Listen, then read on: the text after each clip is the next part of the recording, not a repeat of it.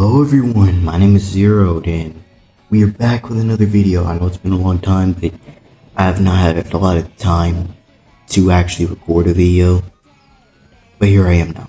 And today I am talking about one of my favorite cartoons, or franchises of cartoons of all time. I'm talking about Ben 10. Ben 10 is one of my favorite superheroes, and is my favorite superhero that isn't related to Marvel or DC. If I decide to put Marvel and DC in the conversation, then it's Spider-Man.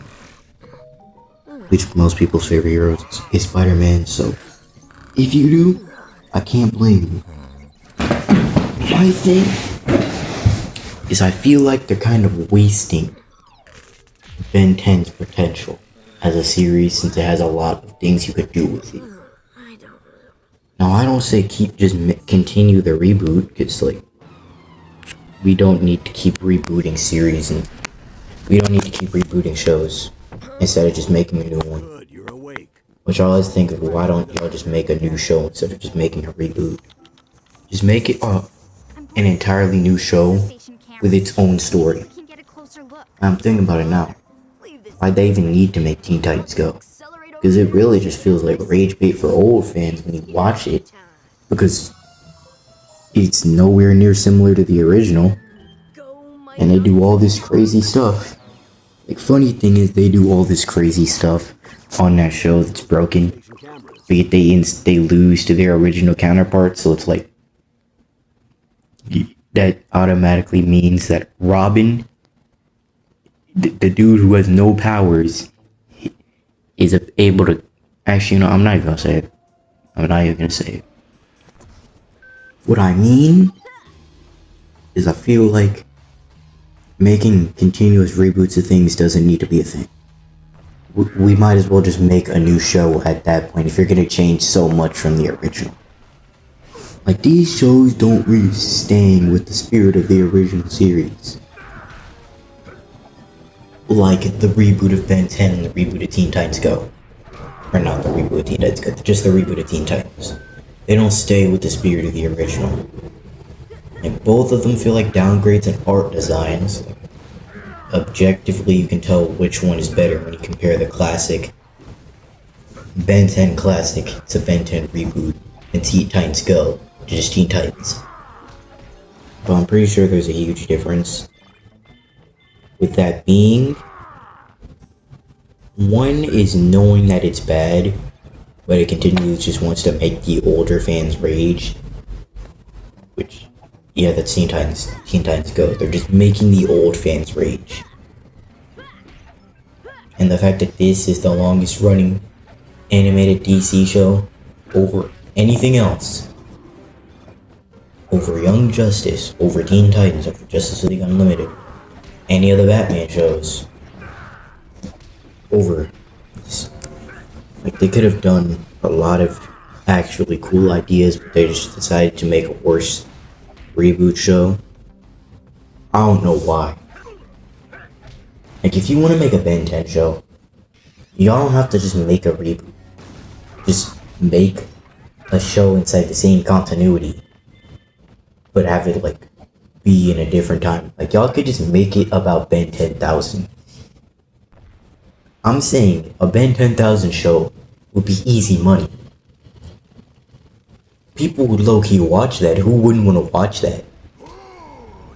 Because we barely get to see a lot of Ben 10K, and he's always different every time we do see him, so why not get a Ben 10,000 show?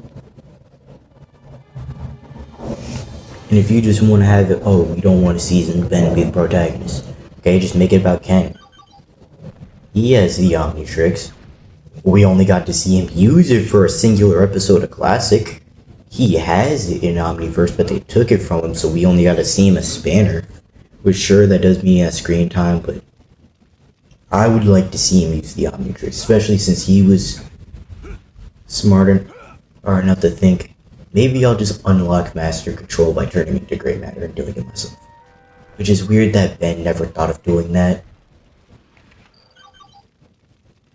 But that was a good idea. Why don't we just roll with Ken 10? Give him his own show. Let him have his own villains. Let Ben be the mentor, because we already got to see Ben grow into a hero. Don't write him out the series entirely, because he's still in the Ben 10 brand. Don't write him out the series. You don't have to do that. That'd be stupid. But at the same time, make him be like the secondary protagonist. Make it like a 50-50 of both of them. But clearly Ben would be the one with slightly less screen time to focus on Ken, because we don't get to see a lot of Ken. We only got to see a lot of him in Omniverse as Spinner, not as Ken. And in, any of the other times we do see him, he doesn't do a lot. Plus, I'm pretty sure he's voiced by the same dude as Robin. I could be wrong, but you can't tell me he doesn't sound like Robin. Yeah, in Classic, we got to see him get the Omnitrix for an episode, then we don't ever see him again. I'm pretty sure you never see him again after Ken 10 in that original series. I'm pretty sure we never get to see him again. Pretty sure we don't ever see him at Alien Force or Ultimate Alien. Then in Omniverse they bring him back. Only he doesn't get to use the Omnitrix. I mean, it's cool to see Ken do stuff in fight. It's cool to see that, but again, I would want to see him use the Omnitrix. I'd want to see how he looks fighting with it, because we didn't get to see a lot of him using it. So I just say, make a new show, have it be set in Ben 10K's timeline. Don't write him out the story, but have Ken be the central character. And have him grow and give him a character. Because he doesn't really have a character. Have him grow. And since we've already seen Ben grow from being young and mature to mature, battle-hardened hero, have him be the secondary protagonist. Have him be secondary, because I think he should still be a part of the series in a big fashion. And he basically make it that he appears in every episode. And he does nearly as much as Ken, but he doesn't take up as much screen time. Like, he needs to be the mentor. Make him be like a Grandpa Max to Ken. Except on the battlefield more often. That's just my pitch. But I just say do that instead of just rebooting the series. Also, another thing I think they could do, make more games. Because Ben 10 games would low-key go hard. Like, a modern Ben 10 game with Ben Prime. He has all of his aliens, and it's an Insomniac style where it's open world. Because the closest we gotten to that is 2 games. One official game that I personally think is kind of mediocre, and one fan game which I think does it better. So really only like 2 games. Like, it shouldn't be that hard to make an Insomniac like Ben 10 game. Give him a new threat and just have it have a main story, but then a whole lot of side missions, and then just make it an open world game with a lot of side missions, but there's a main story. Just, again, make it like Insomniac style. Because I like how they did, like, bare minimum of aliens for the game should be 10. Like, bare minimum is 10, because some games are good, like Protector of Earth is good in my opinion, but it doesn't even have 10 aliens. You don't even have all 10. Which is weird, but I guess it's gonna be hard to make a whole moveset for every alien in the game, since some aliens just don't really have a lot to work with. But, I say we gotta make an open world Ben 10 game, quality graphics, quality combat system. I know that would take a long time, but that's just something I want. If we had a good Ben 10 game that was 3D, good Ben 10 game, Insomniac like, where you just have to travel over to the next mission. Like, for example, say Ben's in his house, gets a call, crime happening, he gotta run over there. You get to choose what alien to go over there. You don't have a time limit, but you get to choose how you get over there. Like, I could turn into Jet Ray, or I could turn into Accelerate. Like, it would be like that if you could just choose who you want to use, and then you have to just go over to that set location. But you can also stop off and do side missions.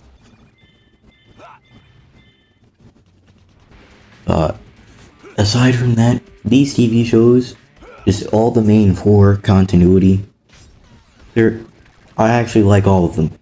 I do have the most nostalgia for OV since I was younger when that was a thing.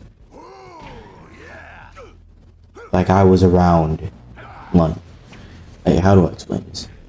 I had access to watch Classic and OV, so I watched those for the most. I had to wait until later in my life to watch Alien Force Ultimate Alien. And I still like Alien Force Ult. Objectively, Omniverse is not as good as the first three. Like, objectively. But my favoritism, I put it at number 1, but objectively, I can't put it super high because it has a lot of things that it messed up. I can admit that. I can put my favoritism for my favorite one aside to say that it's not that good. It's like how someone would know that their favorite show is not that good, but they would have to put it at 1, but they know it's not that good. It's just they have nostalgia and favoritism towards it. I like when they could admit that. When they could admit that, I'm not as annoyed. When they can't admit it and they just think it's that good, then it's like, no. Yeah, let me just break down my short thoughts on each one. Classic, really good. Like, really good. Transformations, best in the series. Best in the series, because none of the other ones besides OV come close. Because most, like, for example, the ones in Alien Force and Ultimate Alien, some of them are just straight stock footage. Like, for example, Humongosaurs and Swampfires, I'm pretty sure are the exact same. I'm for certain they're the exact same, and they're not even close in terms of what they do. So, I don't know why they would be the exact same, but heck, I mean, I say the music that plays is really good though. Like, the music that plays during the Alien Force Ultimate Alien transformations, really good. Like, peak. They, like, imagine Classic with Ultimate Alien music going on for the transformations. That would be cold. That would be cold. Because, like, 90% of the transformations in Classic are good. And they all make sense for the alien he's turning into. You could see that. Even though, like, in real time in the series, nobody sees them. It's just he instantly transforms. But for us, the viewer, we see that. And you could see that, and you could visualize that happening in real life. Like, for example, the reason why it doesn't work that well in Alien Force, because look at Swampfire. Plant-based creature with plant-based powers and fire-based powers. A ribcage expanding is not really enough to show, like, he's turning it. Like, for example, I will show, if I showed you the Swampfire transformation without telling you who he's turning into, and I just said, guess, by this transformation on its own, who do you think he turns into? You're not gonna guess plant-based creature with fire abilities. Same thing with Humongosaur. All he does is just his ribcage expands. Like, that's why for forearms, like, for example, forearms is better because grows muscles, grows 2 extra arms, skin turns red, grows another eye. or another 2 eyes. That fits, that matches. I can see that. Same thing with Wildmutt. Muscles grow. Hair grows all over his face. Claws come out. Sharper teeth. I can see that. That works. OV doesn't have as detailed transformations, but they look better because they actually have their own separate ones. The ones that actually, because we don't see a lot of transformation sequences happen. We don't. It's not the worst thing though. It's not the worst thing though. Mainly because the ones we do are actually pretty good. Mainly because they make sense. You can see that it would look like this. Like, they're not as detailed, but you can see, like, the feedback transformation. I can see that. I can see how that would look in real life. Or, looking at that, you could see that he's turning it, that would make him feedback.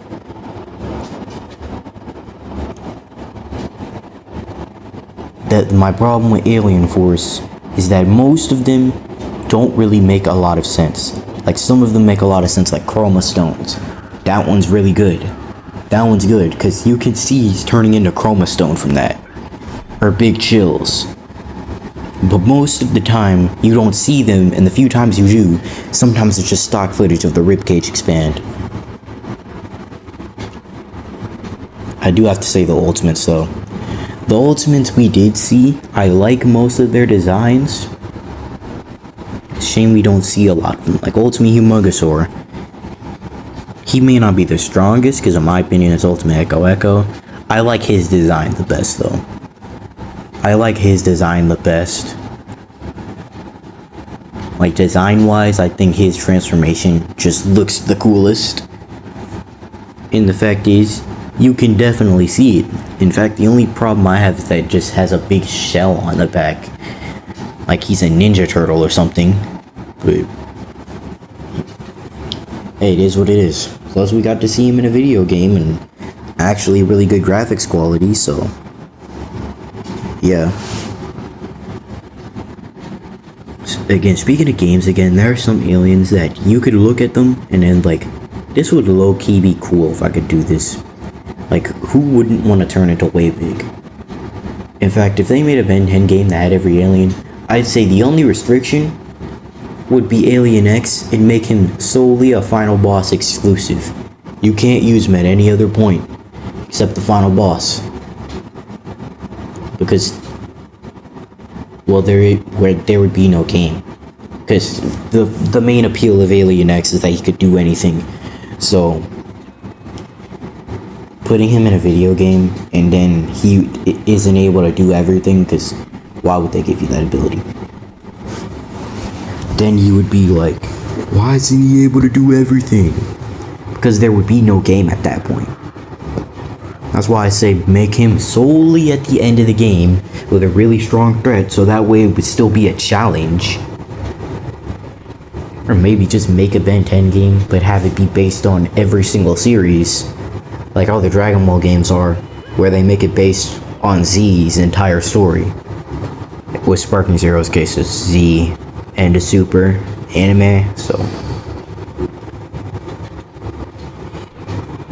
yeah, but I think that would be a perfect opportunity.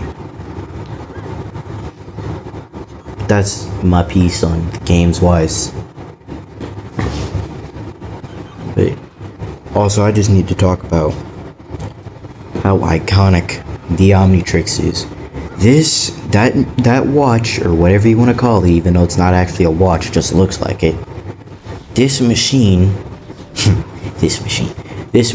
is one of the most iconic devices in fiction. No argument.